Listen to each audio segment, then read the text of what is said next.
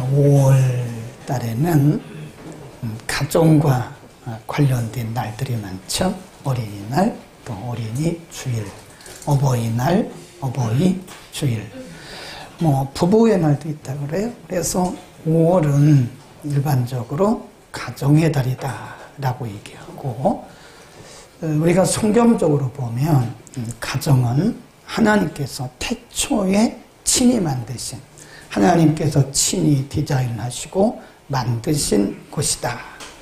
하나님이 형상대로 첫사람 아담을 만드셨고, 첫사람 아담이 독처하는 것이 보기 좋지 아니해서 아담의 갈비뼈를 빼서 하와를 만드시잖아요. 그 여자입니다.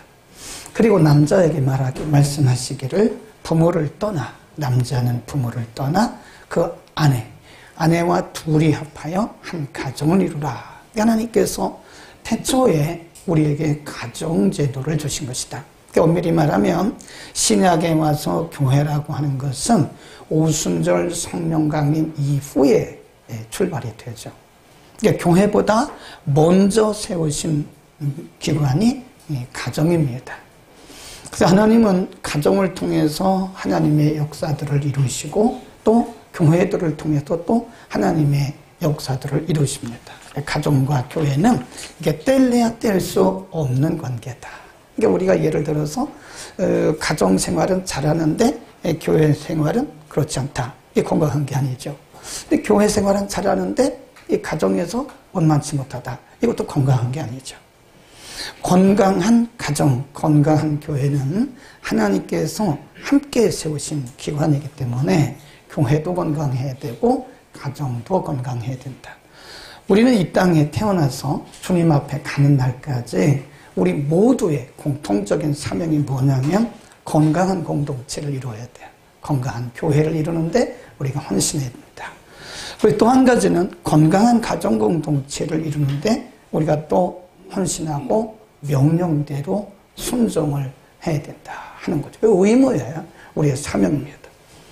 우리가 멀리 나가서 복음 전하지 않아도 건강한 가정을 잘 이루었으면 우리는 성공적인 신앙생활을 하는 거예요. 반대로 우리가 멀리 나가서 복음을 전하는데 우리의 가정은 제대로 세우지 못했어요. 그러면 건강하지 못하다라고 말할 수 있다는 거죠. 우리 지난주에 엘리 가정을 얘기했고 사무엘의 가정을 얘기했잖아요.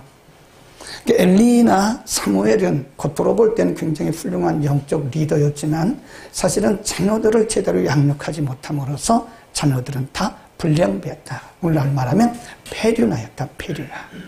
그래서 우리는 그런 가정들을 건강한 가정이라고 말하기는 어렵다. 점수를 많이 드리기는 어렵습니다. 그래서 어쨌든 우리가 이 땅에 있는 동안 건강하고 거룩한 가정을 이루어야 되는데, 가정에 대한 말씀은 구약으로부터 시작해서 요한계시록까지 성경 가운데 가정에 대해서 말하지 않는 부분이 거의 없을 만큼 구약과 신약에 이르러서 가정에 대한 말씀을 많이 말씀하고 있다. 반면에 그래서 교회도 사탄의 공격을 세게 받고요, 가정들도 사탄의 공격을 세게 받습니다. 그래서 가정들이 무너져 내리는 가정들이 굉장히 많고요, 무너져 내리는 교회들이 굉장히 많아요. 왜냐하면 하나님께서 세우신 중요한 기관이기 때문에 교회도 사탄의 공격을 받고 가정도 사탄의 공격을 받는다. 우리의 사명은 저로부터 시작해서 우리 모든 이 땅에 존재하는 모든 성도들의 사명이 뭐냐? 건강한 가정, 거룩한 가정, 그리고 경건한 가정을 이루는 것이다. 오늘 본문에 보면 우리가 어떻게 하면 건강하고 거룩한 가정을 이룰 수 있는가에 대해서 말씀하고 있는데, 먼저 하나님께서 이 관계를 다 설정해 놓으셨어요. 관계. 그래서 우리 보면 18절을 한번 보시죠. 골로새서 3장 18절에 보면 아내들아, 그런 말씀이 있어요. 그 다음에 19절 남편들아 그랬고요. 20절에 보면 아비들아 그랬고요. 그 다음에 또 자녀들아, 20절에 자녀들아, 21절에 아비들아. 이게 뭐냐면 관계 설정이라 그래요. 이 관계 설정은 우리가 스스로 만들어낸 게 아닙니다. 하나님의 창조 질서에 따라서 이 관계가 이루어지는 거예요. 부모와 자녀의 관계는 우리가 선택한 게 아닙니다. 하나님께서 우리에게 설정해 주신 거예요. 그리고 부부관계도 마찬가지입니다. 남편과 아내의 관계도 내가 선택한 것 같지만 사실은 하나님께서 설정해 놓으신 것이다. 가정에는 부모가 있고 자녀가 있고 또 아비들이 있다. 그리고 남편이 있고 아내가 있다. 남편, 아내, 부모, 자녀. 이거를 뭐라 그러냐면 역할. 하나님께서 우리에게 관계를 다 설정해 놓으시고 그 관계마다 그 직분마다 이름마다 하나님께서 어떤 역할을 딱딱딱딱딱 이렇게 설정을 해 놓으셨어요. 그래서 건강한 가정을 이루기 위해서는 각자가 각자의 자기의 위치에 있어야 됩니다. 남편은 남편의 위치에 있어야 돼요. 남편이 아내의 위치에 있으면 안 되죠. 아내는 아내의 위치에 있어야 돼요. 부모는 부모의 위치에 있어야 되고 자녀들은 자녀들의 위치에 있어야 된다. 그 역할이 있기 때문이다. 그거죠. 역할.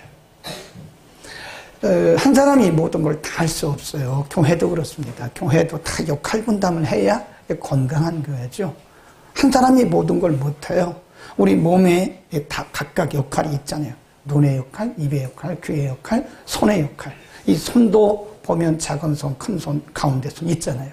이 손가락들의 역할이 있듯이 가정에도 하나님께서 설정해 놓으신, 정해 놓으신 역할들이 있다라고 하는 거죠. 그래서 그 역할을 잘할 때 그 가정은 건강한 가정. 이게 흐트러지면 안 돼요. 요즘 현대인들의 가정들을 보면 사탄의 공격을 받아가지고 역할이 막 흐트러져 있어요. 이게 역할이 뒤죽박죽 되는 거예요. 남편은 남편의 자리에 있어야 돼요. 아내는 아내의 자리에 있어야 됩니다. 부모들은 부모의 자리에 있어야 돼요. 자녀들은 자녀의 자리에. 절대로 자녀가 부모가 될 수가 없고요. 또 남편이 아내가 될 수가 없어요. 아내가 남편이 될 수가 없는 것입니다. 그것은 하나님의 창조 질서에 따라서 하나님께서 탁탁탁탁 설정해 놓으신 것이다. 그 다음에 건강한 가정을 이루기 위해서는요, 각자의 역할을 따른 의무가 있다. 의무. 그 의무를 다해야 된다는 거죠. 거기 보면 한번 보시죠. 18절에 보면 아내들아 복수입니다. 이 땅에 있는 모든 아내들이에요. 어떤 한 사람을 콕 집어 말씀한 게 아니에요. 아내들아 남편에게 복종하라. 이는 주 안에서 마땅하다. 마땅하다. 억지로 하는 게 아니네. 네, 아내들은 자기 남편에게 복종이라는 단어를 잘 안 쓰거든요. 복종입니다. 이 복종은 군대 용어예요. 우리가 여러분 잘 알듯이 순종과 복종은 조금 다릅니다. 의미가. 순종은 내 뜻에 맞을 때 따라가는 것을 순종, 순순하게 따라가는 것을 순종이라 그래요. 복종은 군대 용어입니다. 여러분 예를 들어서 계급이 좀 낮은 사람이 계급 높은 사람에게 막 그 항명이라고 당장에 그 사람은요 감옥 가야 돼요. 질서를 깼기 때문에 그런 거예요.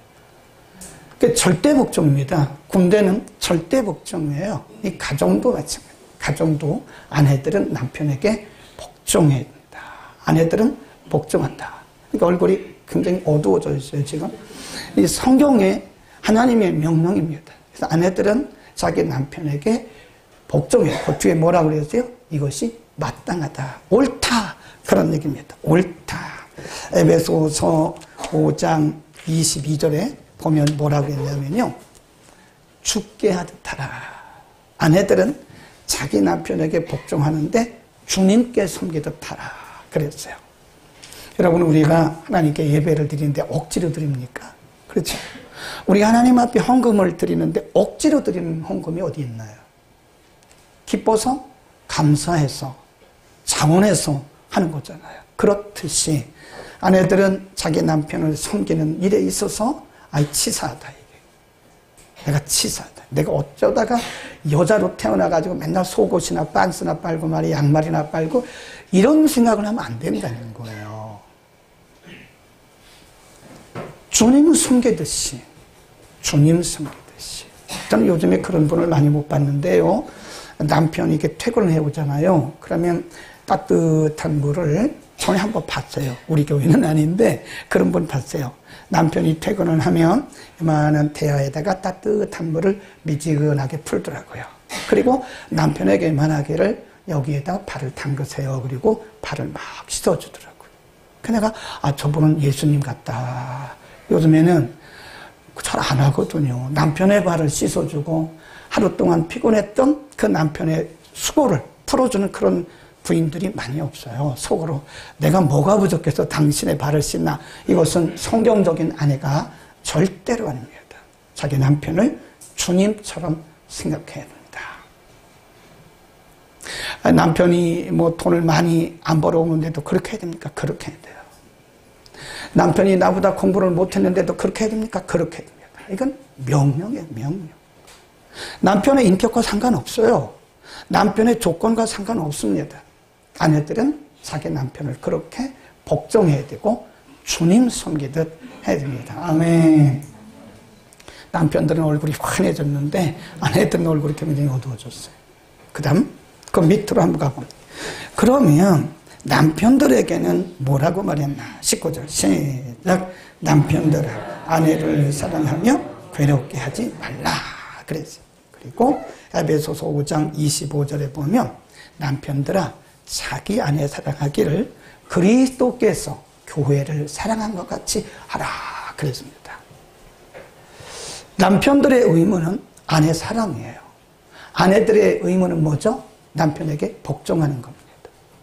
사랑이 더 어렵겠어요? 복종이 더 어렵겠어요? 다 어렵죠. 근데 사실은 사랑이 더 어렵습니다. 복종하는 것은 자존심을 딱 내려놓고 복종하면 돼요. 근데 사랑은 마음이 넓지 않으면 못해요.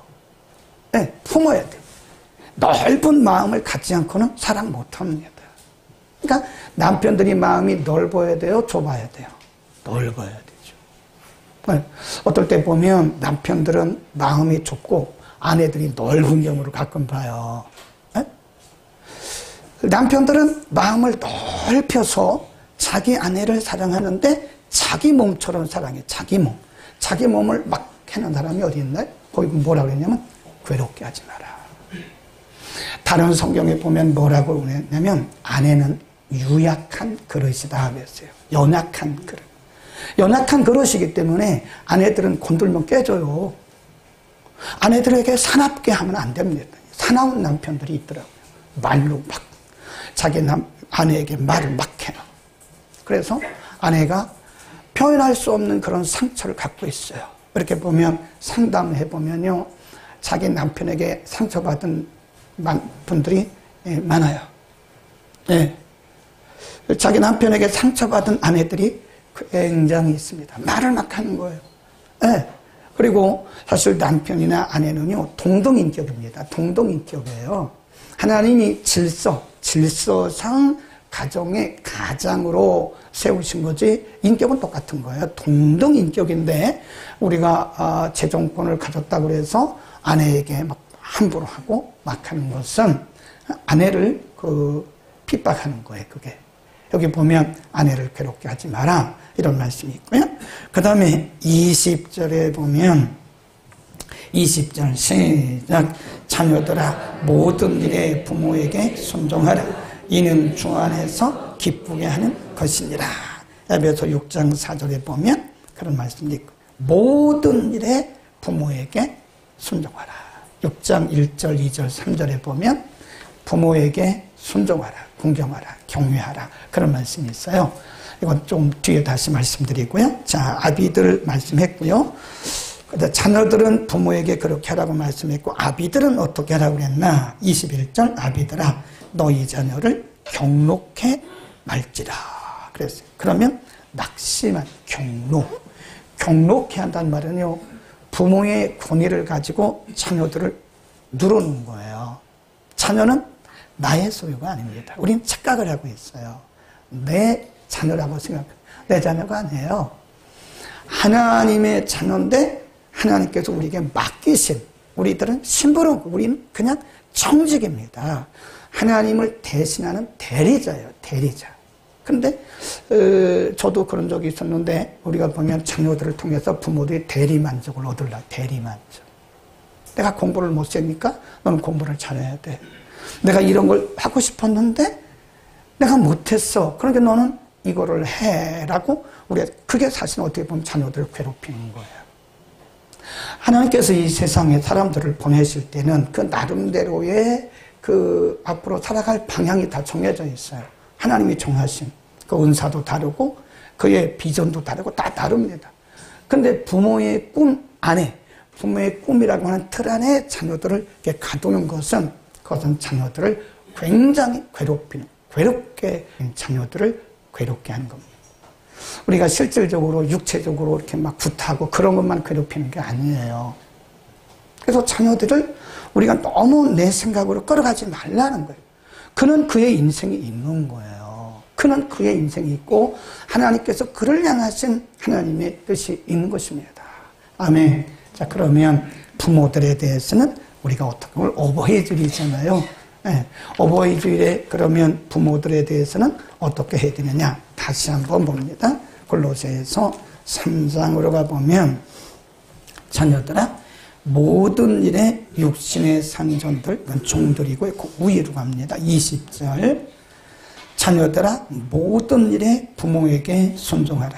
이는 주 안에서 기쁘게 여기는 것이다. 에베소서 6장을 한번 몇 장만 앞으로 가보시면 에베소서 6장이 있습니다. 6장 1절 자녀들아 너희 부모를 주 안에서 순종하라. 이것이 옳으니라. 아까는 마땅하다 그랬고 지금은 옳다. 내 아버지와 어머니를 공경하라. 이것이 약속이 있는 첫 계명이다. 이 첫 계명이란 말은 10계명 가운데 우리가 10계명이잖아요. 1계명부터 4계명까지는 대신계명이잖아요. 5계명부터 그리고 10계명까지는 대인계명이잖아요. 그러니까 대인계명 중에 가장 먼저인 계명이 바로 부모 공경이라다 그런 말씀입니다. 약속이 있는 첫 계명이니 이는 내가 잘되고 땅에서 장수하리라 그랬어요. 네, 지금 가나안을 향해서 가고 있는 이스라엘 백성들에게 하나님께서 모세에게 주셨던 11조를 근간으로 해서 지금 말씀하고 있는 거예요. 예수님도 부모 공경에 대한 말씀을 했습니다. 예수님도 어머니 마리아를 끝까지 책임지셨어요. 네, 예수님께서 십자가에 달리셨을 때 많은 여인들이 예수님의 어머니 마리아도 거기에 오셨다고요. 그러니까 그때 사랑하는 제자라고 기록되어 있는데 분명히 그분은 요한입니다. 요한에게 말하기를 나의 어머니를 너에게 부탁한다.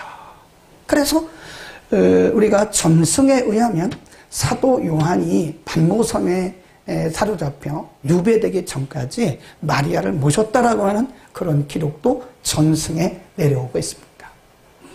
예수님도 부모 공경에 대해서 굉장히 강조를 했습니다.